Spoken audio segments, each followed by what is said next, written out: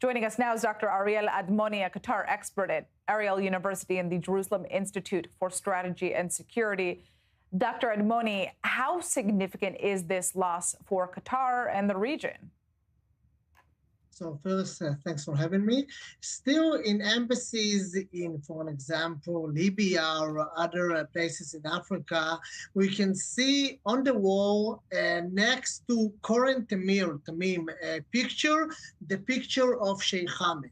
And for that reason, we need to remember that the legacy of the current Emir is actually based on his father. And for that reason, even during official events, for an example, the World Cup, as you mentioned, but other official tournaments and official events in Doha, we saw the fact that the previous Emir was one of the members that was the prominent guests. Mm-hmm. And for that reason, it's not just a symbolic one, but also in a symbolic one, we need to remember the fact that he, as you mentioned before, knew how to brand Qatar. Even his act in 2013, when he stepped down allegedly, and the real reason was for health reasons. Mm-hmm. But Qatar knew how to brand it as unique in the Gulf, is typical to Qatari conduct to be unique in the Gulf, despite what the Gulf thinks. Right. Well, Sheikh Hamad built Qatar's foreign policy on a very specific idea, and that was that a tiny country could make itself indispensable to everyone simultaneously, including enemies. He hosted Hamas and the U.S. military base in the same country. I mean, how sustainable is that model in a region that is now demanding that countries pick sides?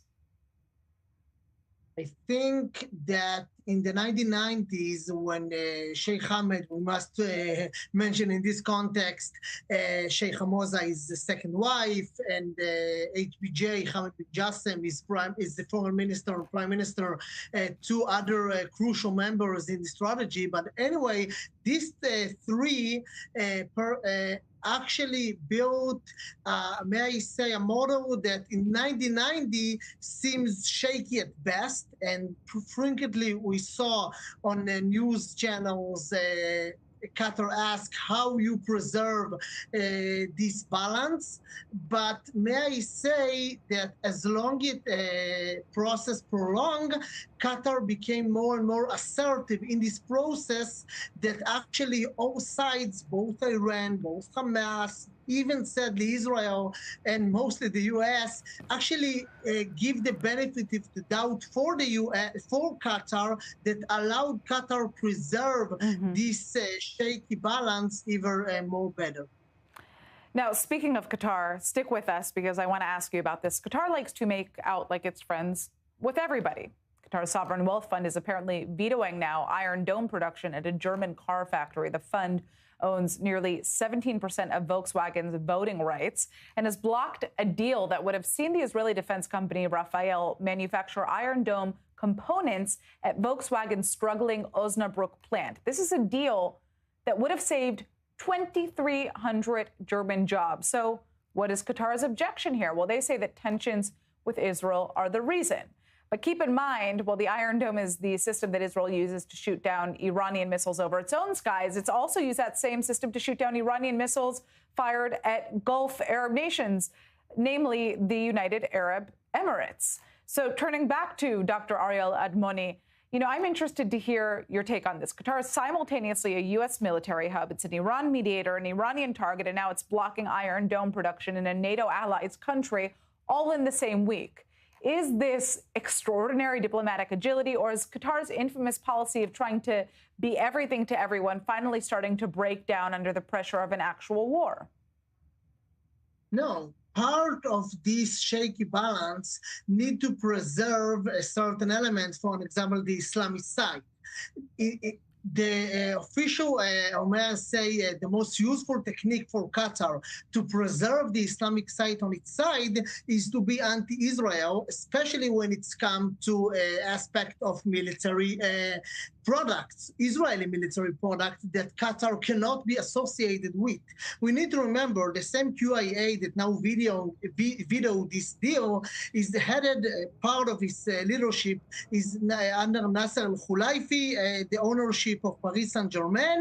And we saw in Paris Saint-Germain the anti-Israel sentiment and the pro-Palestine, pro-Hamas sentiment. It's not a coincidence. For Qatar to preserve its shaky balance, the way to do it is actually attack Israel and be portrayed as the one that friend of everyone except Israel and actually limit Israel. And that's way when Israel sadly need them for intelligence cooperation, etc. Again, open source only, but still, this is the way that Qatar preserve. And what's interesting is to see if Israeli Foreign Minister gonna say like this is an exception that maybe Germany population will be mad, and especially if Qatar will try to compensate Germany population in other establishments, for example, as part of this shaky balance.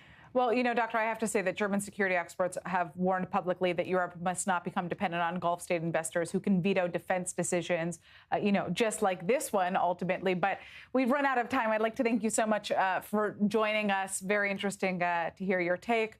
We're turning now to Iran.